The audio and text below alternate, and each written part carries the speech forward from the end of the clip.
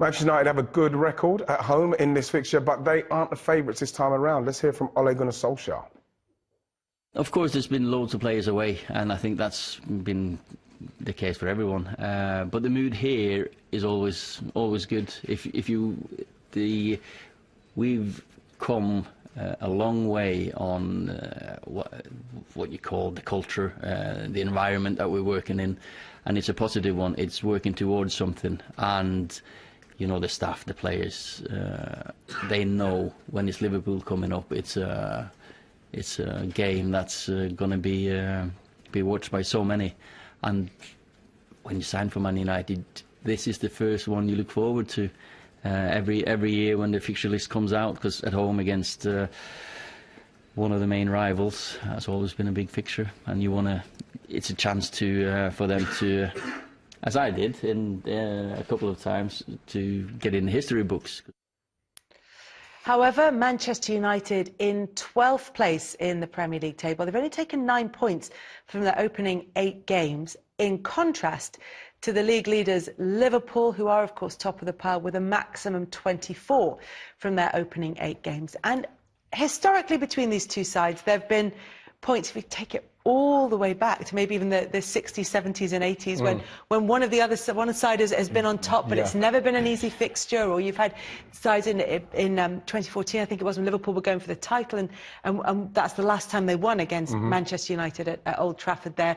United went on to win the league title. So there have been times when there's been a lot at stake, but this time around, with Ole Gunnar Solskjaer, it feels, and we'll talk about this in more detail, fighting for his position as Manchester United manager, and Liverpool looking to equal Manchester City's winning record and to keep that gap at the top of the Premier League table. It feels like this is as big as any of them. I think it is as big as them, simply because of what Liverpool are trying to achieve this season, and with Manchester City faltering. You're going into a game with Manchester United, and I'd say this is probably the weakest I've seen Man United in all the time I've known Man United. And how great they've been in the past. Going into a game now with a Liverpool side that know that draws are not good enough. They have to win the game simply to keep Manchester City off them. And I think that this is a game where Liverpool must go there and make a proper statement in respect of beating them pretty convincingly. And if you look at them and the injuries that they'll have, people that won't be playing, you have to say that unless you're going to start talking about Mane and Salah and Firmino fatigued in respect to the travelling they've had to do, you have to fancy Liverpool strongly to win this game. And if they don't, then you have to say it's a massive opportunity missed. We will talk about that a little bit later on. But in terms of the consequences of this game, there's so much at stake. Well, there is, but this is Premier League and this is top flight, you know, top 6, top 2 pressure that comes with it. And the only thing I think in Ole's favour is that at this moment, I think the large majority of people feel that Liverpool are going to win, and some feel that Liverpool are going to win comfortably. You know, I certainly don't see it that way. I certainly see it as a game with the run that they're in, and of course Liverpool will want to get that win today. But probably in the scheme of the season, you know, it's still away to Manchester United at any stage of the season is a difficult game. And come the end of the season, if Liverpool have won the league and they got a draw at Old Trafford, then that will be seen as a good point. I think, going back to Ole, I think if anything, there's less pressure on them at the moment. And even with it being Liverpool, you know, it's even bigger than some people say that they're more important. This one's more important than them playing against City. If they get beaten in this one convincingly, I think that adds pressure on them simply because it's Liverpool, and Liverpool where they are. And Man United, if they lose, and then I think if Everton win, they could go into the bottom 3, Chris. No, I think if they do convincingly, but I don't think anybody feels that they will lose convincingly, because, you know, this is still Manchester United at Old Trafford with everything at stake, and a Manchester United team that know, you know, the odds are against them, and sometimes, you know, you can go into these type of games with less pressure and be able to express yourself just, you know, that little bit more. You know, I don't see it as comfortable as what, you know, most would see it at this moment. I see it comfortable. Maybe you're thinking me. Yeah, probably, and I can understand, and I can absolutely understand, but because of recent form and how exceptional Liverpool are at this moment. But you know, Liverpool also go into this game, you know, not having been at their best in some games, and you know, you only need that little change of fortune, and you know, anything can happen. And I don't think it will be as comfortable as what you do, right? Yeah. On that question of recent form, Sammy, when you look at the first 29 games that Liverpool played under Jurgen Klopp and Manchester United played under Ole Gunnar Solskjaer, actually, Solskjaer's taken more points from that. The perception, though, is very different for a number of reasons. Absolutely. Well, you can only live in the current, can't you? And the way it's looking at the moment, Old Trafford, is that they are on a downward spiral. There's no escaping that. I tend to agree with Chris, and I don't think this weekend will be as convincing as all logic tells us Liverpool will go out there and win 2 or 3-0, and you know it'll be over fairly quickly. But it's Man United versus Liverpool, and there's always, you know, history tells us there's always a twist. And if there was ever a game that United needed to sort of kick-start their season, without a shadow of a doubt, this is the one. Liverpool, you know, seem to be running away with the league title. You know, who better than sort of Man United to throw a spanner in the works and you know, just scupper their, well, for now, just scupper those title ambitions. But in terms of Solskjaer, I think he's in a really difficult situation. I think the squad has been allowed to degenerate. I think they've let players go without replacing them. Is that Ollie's fault? Probably not. I think that decision's been taken above him. So I feel sorry for him in that state. I think letting Lukaku go and not replacing him, particularly over the last few weeks, they've had injuries to Rashford. Yep. They haven't had a fit centre forward. I think that decision is coming home to roost, and eventually I think it will probably cost him his job. He said, though, in an interview with his former teammate, his former captain, Gary Neville, earlier this week, he said, the money's there. There have been a few players identified. We've just not been able to get it over the line. As a manager, how frustrating must that be for him? If he has an idea in his head, he has players in mind, he knows the money's there, but it just doesn't happen. Yeah, I mean, hugely frustrating, but that's part and parcel of the game. And for what Ollie says now, you know, that won't be the first time, and that won't be what Jurgen Klopp has an experience. Pepper spoke about, I think, even over the last couple of seasons, players that he wanted, and you know, they wasn't prepared to go to them levels. So that's, you know, part and parcel of the game. I mean, what's coming out consistently is that they are building, and it's that balance between what they want as an end product and how long that will take. Yes.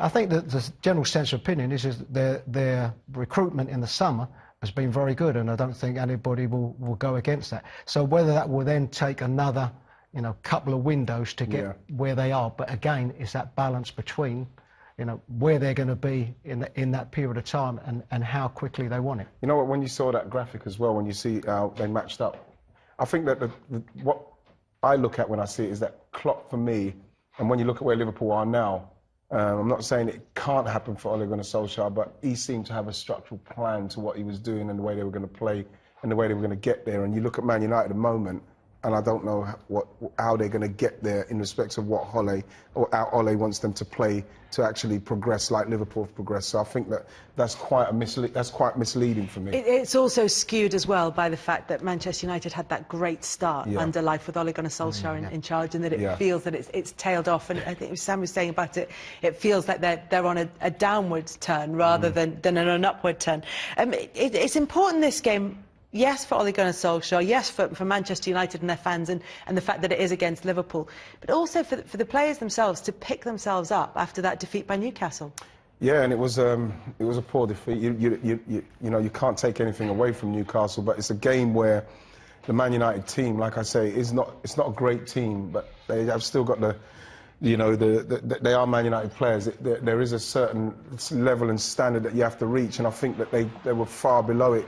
With all due respect to Newcastle and Matty Longstaff, they're delighted for him. It's brilliant for him, local lad and that. But the fact is that Man United are in a position now and in a place where, you know, they're almost like a wounded wildebeest at the end of the you know what I mean, the pack, Kels. I don't know where I'm going with that, but I think I've when got you there said in the end. wildebeest, you lost me. You know what I mean? I got there in the end, and I think that they're somebody that you will try and pick off simply because it is Man United. It's a massive scalp, and it's something that you can then get confidence off of beating a team like Man United and beating them comfortably. There are areas that you can target, as you said, with Manchester United that they will have looked at. But the fact that David De Gea is unlikely to make this game, Ole Gunnar Solskjaer says he has no chance of playing against Liverpool. Because of the form he's in, it feels like Manchester United fans aren't as concerned as they could be about this, that if it was going to happen, if he was going to get an injury, that this wouldn't be the worst time for it to happen. And I think that is the case. But I think not just at United, I think at Liverpool as well. And I think what you've got in the top teams is that, you know, if you're calling them their second choice reserve keeper or so, you know, that I think they are, you know, at such a good level. They're also playing in teams that are, and I know United's perhaps a little bit different, but they're also playing in teams that are used to winning most games. So there is that sort of comfort zone that comes with that one. And also I think as regards the feel of the group, the feel of the team, to put confidence in a number two, is something that I think is really beneficial for that team, for that group of lads. So I think today, probably on both sides, I think if it's not the goalkeeper that's their recognised number one goalkeeper that's playing, and it's their second choice, you know, I don't think there'll be too many concerns. Yeah, it's a big game and a big opportunity for Sergio Romero, but actually not a bad time for him to come in.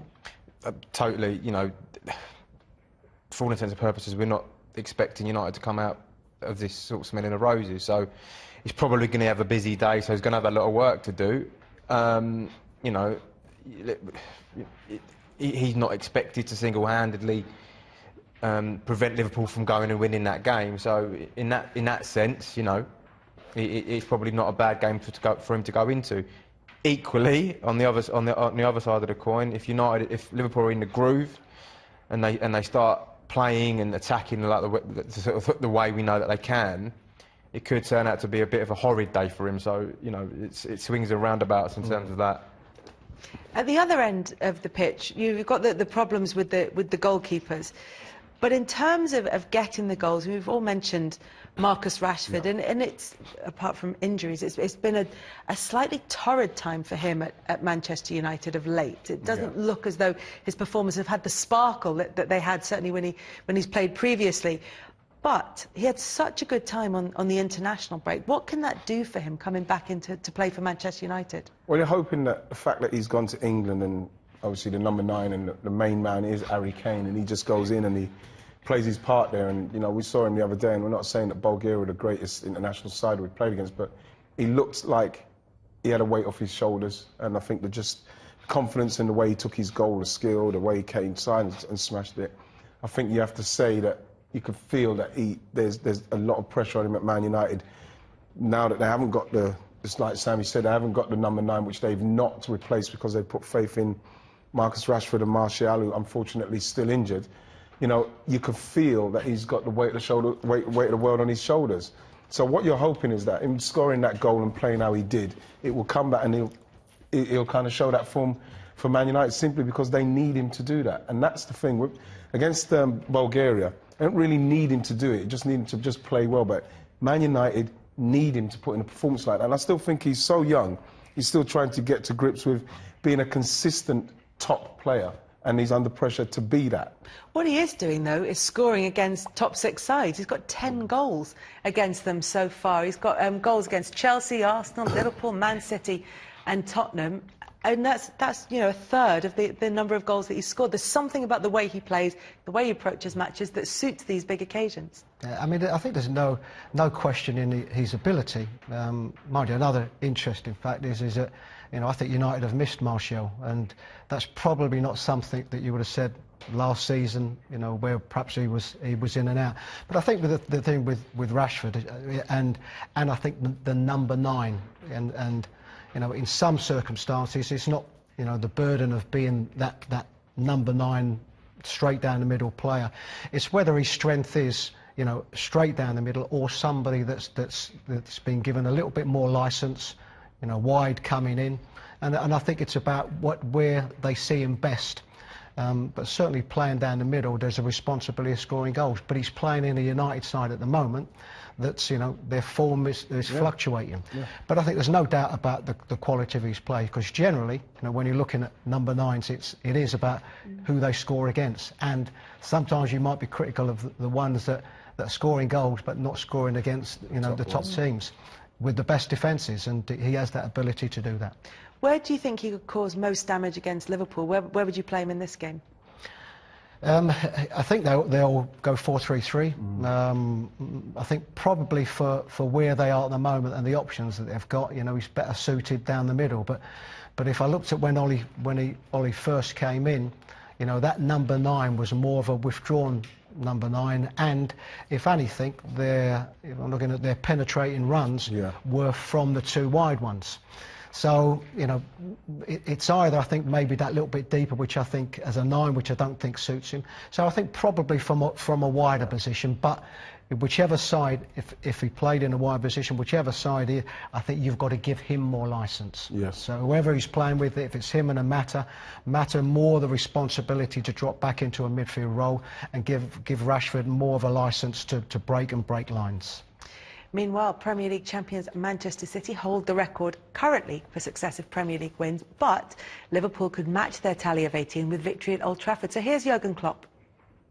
I'm quite optimistic that we have a chance. That's pretty much what we have before each other game as well. History in this case is not really important, but gives you for sure a little sign, because we like to create and use atmosphere in our stadium, the Anfield, which is incredibly helpful. I don't think there are a lot of teams who would love to play against us in the moment. It looks like Man United is the only one who wants to play us, and we have to make sure that is a misunderstanding. But it's just normal. I would do the same, exactly the same if the situation would be the other way around. This is the game. We can change the world. That's exactly how I would prepare it, and so why shouldn't Ole do that? And I can see that, but the history, our stats, absolutely have nothing to do with that. So there they are, Liverpool, 17 games, winning every one of them. Wow. However, they are catching Manchester City, as everyone has been over the last couple of years, who have 18 wins in a row between August and December 2017. Will that be a factor in how they approach this game? No, I don't think so. I think that it's something that they'll something want. that we're interested in. Absolutely, isn't it? yeah, because we've got a Liverpool side that have emerged to challenge an all-conquering Manchester City side, and they're putting records out there that are magnificent. That one there, you think to yourself, my gosh, that is amazing. Now Liverpool 1 game behind matching them. They know that Liverpool are on their tails, but I think this game they're more concerned, and it just so happens that coincidentally it's against Man United, so it would make it even sweeter if they did do it. But it's mixed emotions for Man United fans, though, isn't it? It's like, do we want Man City to have the record or Liverpool? Exactly, but the fact is that Liverpool are more concerned with actually winning the game, and then what comes with it is a massive bonus, Sam, in respect of 18 wins on the spin to follow up Manchester City. This Jurgen Klopp team is absolutely, it must be terrifying if you're another Premier League side, because they just keep going, they're relentless. And I actually think losing the league last year by 1 point is actually in a weird way made them stronger, because they understand the kind of finer margins and what it takes to win the league now, and 1 point could be the difference. So I think they're going into every game thinking we need to, by hook or by crook, get a victory here, because if we were to draw this game, this could be the game that the 2 points that cost us the league. So I think that they are in formidable form. If they do go on and break the record, I think it's well deserved, because they are one of the greatest Premier League sides that I can remember. I think they're fantastic. Could, though, and you flagged this up earlier, could fatigue be an issue? I think they've travelled 3 times as far as Manchester United's squad in the international break, and it's significant players as well. Yes, it's the top guys, and at the end of the day, you can only see that once you start, because let's face it, if these 3 in 20 minutes, 25 minutes, we can see these 3 with the kind of service they may get, if Matip's going to play or not, you know, and they can totally wipe a team out in 25 minutes between them. So, you know, the fatigue might not come in at all. But if it's a game where Man United are dogging and they stay in it and they, who knows, maybe nick a goal and put them under pressure, then we might see fatigue. But other than that, I don't see that. I don't think it's going to come into play, but then we'll have to see once they start. Their record at Old Trafford, of course, played 27. They've only won 5 of those games, and the last one of them was in 2014. It's not a great record at Old Trafford since that 3-0 win. And they go into it, though, with another side, with a change of goalkeeper, because potentially Alisson could be back and available for Liverpool. But just wondering, from a defender's point of view, if you've played in front of Adrian, and it's been reasonably successful, they look fairly comfortable together, how much of a risk could it be to bring in no matter how good Alisson is, to bring in a replacement for a game like this?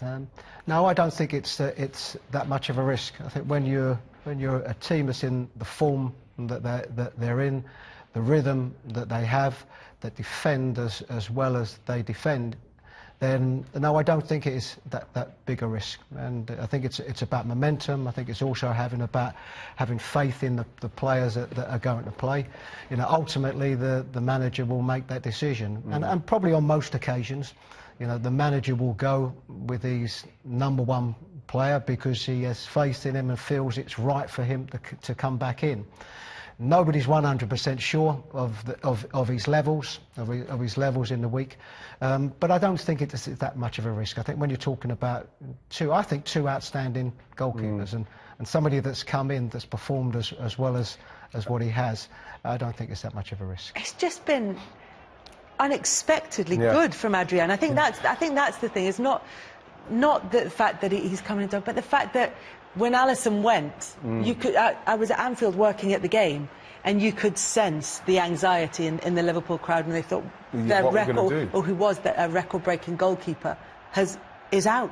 And you know the thing is that when he first started, just naturally talking about somebody who didn't have a club at the start of the season, so it's going to take him a few games to get used to how Liverpool played for a start. And we saw that at the start, excuse me, where he made a couple of mistakes, but then after that, he slotted in perfectly, made great saves, and done well. So now, when you consider that the Liverpool players are now they got used to a goalkeeper that they weren't used to, he done well, now they're getting their main guy back, it will only give them more confidence. There have been a couple of errors from Adrian as well, but they haven't cost them in the game, which a lot of it is down as well to the fact that they've been free scoring yet again.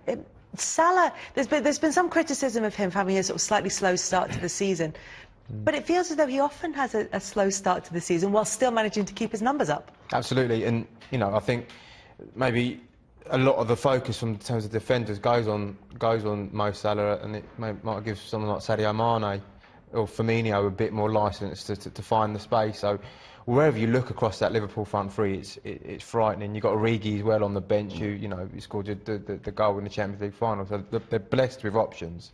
But you know, we speak about the defensive solidity with Van Dijk and Matip, but up front it's just, you know, it's frightening.